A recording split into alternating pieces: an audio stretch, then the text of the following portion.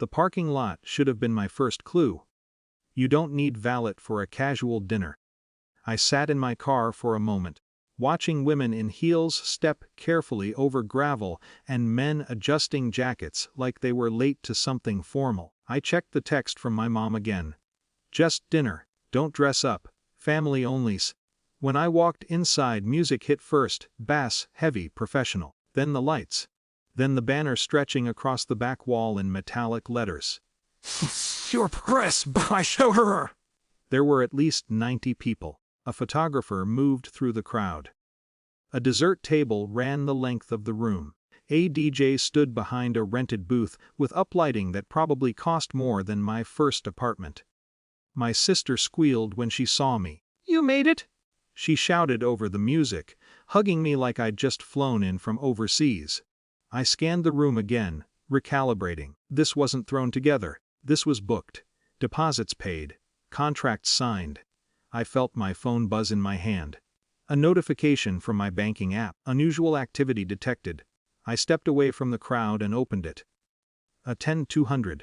Multiple transactions over the last 48 hours. Catering, venue rental, DJ services, event DA Corp. All processed through a shared family savings account I'd never formally closed after helping my parents refinance their house 2 years ago. The balance was nearly empty. For a second, I thought maybe I'd missed something. Maybe I'd agreed to something. Maybe there had been a conversation I forgot. Then I saw the transaction description. Authorized user, Margaret, my mother. I walked back inside, slower this time. The room felt different, less festive, more curated.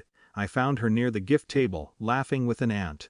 "Mom," I said quietly. She looked at me, then at my phone screen. "Oh," she said, not startled, not apologetic. "You saw.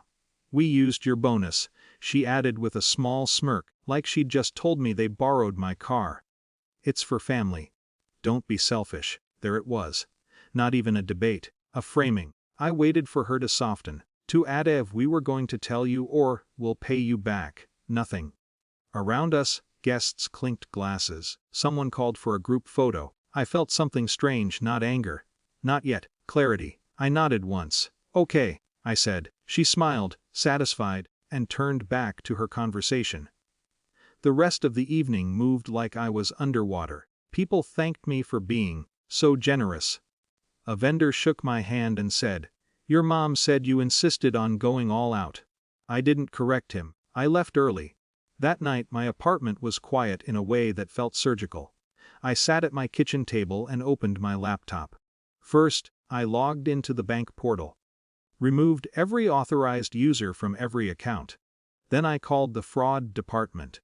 The woman on the line was calm. "Were these charges authorized by you?" she asked. "No." "Did you provide permission for someone to use your bonus or savings?" "No." There was a pause as she typed. "Understood. We'll initiate an investigation. Your accounts will be temporarily frozen. The charges will be reversed pending review. Cards associated with this activity will be deactivated." Her tone didn't waver. No moral judgment, just procedure. She gave me a reference number. I wrote it down carefully. When I hung up, my hands weren't shaking. By 7:12 a.m., the first vendor attempted another payment for final installment processing. Declined. At 8:03 a.m., the catter's supply charge failed. Declined. At 8:47 a.m., 3 more transactions were blocked. The bank's fraud team had flagged every linked card. By 9:30 a.m., my phone started lighting up. Missed calls from my mom, from my sister, from my brother. I didn't answer. At 10:05 a.m., there was pounding at my door, not polite knocking. Not patient. Pounding. I opened it. My brother stood there, hair uncombed, jaw tight. "What did you do?" he demanded. Behind him, in the hallway, a neighbor's door cracked open. "I reported unauthorized charges," I said evenly. "It's not unauthorized," he snapped. "Mom told you, it's for the baby. It's family. You don't file fraud reports on family." I held the door frame steady. "You don't drain someone's account without consent either." He looked genuinely confused. Not angry, confused. As if the concept itself didn't compute.